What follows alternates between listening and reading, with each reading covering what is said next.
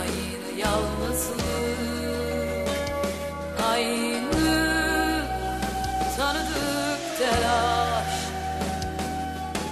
Hep aynı, her şey aynı. Sanki birbirine eş.